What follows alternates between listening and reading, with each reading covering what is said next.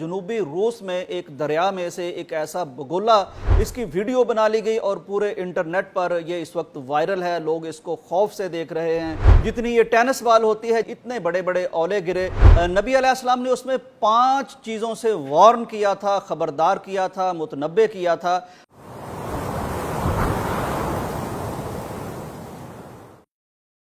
अस्सलाम वालेकुम नाज़रीन इकराम। साबका कौमों पर आने वाले अजाब और हिस्ट्री में गुजरे हुए इंसानों पर टूटने वाली मुसीबतें तारीख़ का भी हिस्सा हैं, मजहबी किताबों में भी दर्ज हैं, लेकिन मौजूदा दौर के इंसान को कुछ ऐसी चीज़ों का भी सामना है जिनका वजूद हिस्ट्री में नहीं देखा जा सकता।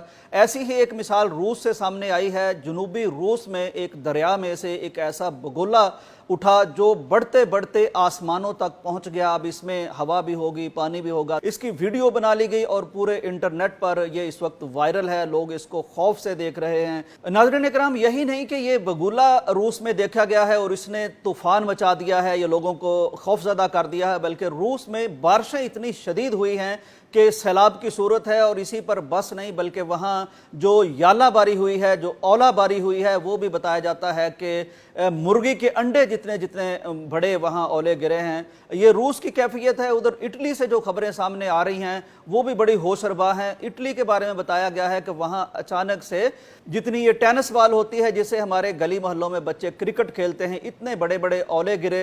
तो यकायक ये जब सूरत हाल पैदा हुई, लोग घबरा गए, पब्लिक घबरा गई। उन्होंने जो इमदादी सेंटर्स होते हैं वहाँ कालें करनी शुरू कर दी, तांता बंद गया। 100 से ज़्यादा लोग ज़ख्मी हो गए और बेशुमार अमवाल मुतासर हुए और बिल्डिंग्स मुतासर हुई।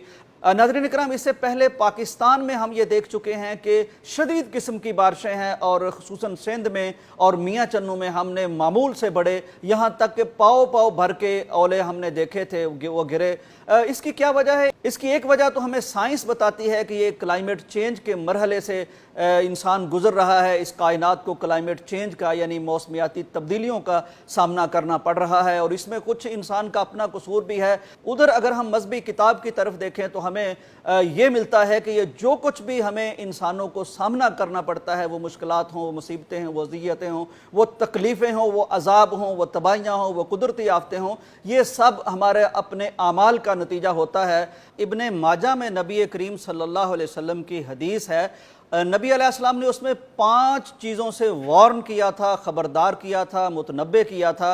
आपने फरमाया था, या माशरल मुहाजिरीन, ए मुहाजिरीन के ग्रोह, ए मुसलमानों की जमात, 5 काम जब तुम में से आ जाएंगे तो फिर 5 नतीजे उसके तुम्हें भुगतने पड़ेंगे। उनमें से एक जो चीज़ हमारे इस मौजू से रेलेवेंट है, उसकी रेलेवेंसी बनती है, वो मैं आपको अर्ज़ करता हूँ। नबी कायनात ने फरमाया था कि जब किसी कौम में बदकारी आ जाए, बेहयाई आ जाए, फहाशी आ जाए, और नंबर 2 नबी कायनात ने जो इसके साथ जुमला इरशाद फरमाया वो ये था कि वो अलानिया होने लगे। यानी एक है कि छुप छुपा के कोई बेहयाई का काम हो जाता है इंसानों से, एक ये है कि मिन हैसुल कौम वो होता है, कोई इससे शर्म महसूस नहीं करता, कोई उसे आर महसूस नहीं करता। उनके मीडिया पर, उनके सोशल मीडिया पर, उनके फंक्शंस पर अगर ये चीज़ राइज हो जाती है, आ जाती है, तो नबी कायनात ने फरमाया था कि फिर तुम्हारे अंदर ताउन आ जाएगा।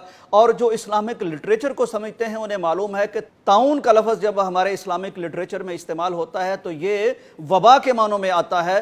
तो गोया के नबी कायनात का इरशाद यह है कि वबाई बीमारियां तुम्हें घेर लेंगी। ये नित नए जो वायरसेस आते हैं, कभी कोरोना आ जाता है, कभी ये अब नगलेरिया आ गया है, बेशुमार इस तरह की चीज़ें हैं। एक तो ये कि वबाई बीमारियां फूट पड़ेंगी। दूसरा, नबी कायनात ने इरशाद फरमाया कि ऐसी ऐसी बीमारियां आएंगी जिनका तुम्हारे बाप दादा ने कभी नाम भी नहीं सुना। तो इस वक्त इंसानियत को ये इन्हीं चीज़ों का सामना है। कहीं हम नगलेरिया को देखते हैं, कभी कोरोना आ जाता है, कभी कोई दूसरी तीसरी चीज़ आ जाती है। और अगर हम इन अजाबों के बारे में, मौसमियाती शिद्दतों के बारे में देखते हैं तो यहाँ भी हमें इंसानियत के लिए नए नए चैलेंजेस देखने को मिल रहे हैं। तो हमें एक तो अपने आप पर नज़र सानी करनी चाहिए, अपने अमाल में कुछ ना कुछ तब्दीली लानी चाहिए, अल्लाह से तौबा करनी चाहिए, क्योंकि ये हालात इस तरह के हैं जो हमें अल्लाह की तरफ मुतनब्बे करते हैं, मुतवज्जे करते हैं, जो चाहते हैं कि हम अपनी रविश पर नज़र सानी करें। इसके साथ साथ हमें नबी कायनात सल्लल्लाहु अलैहि वसल्लम की बताई हुई अहादीस में मज़कूर दुआएं भी ज़रूर पढ़नी चाहिए।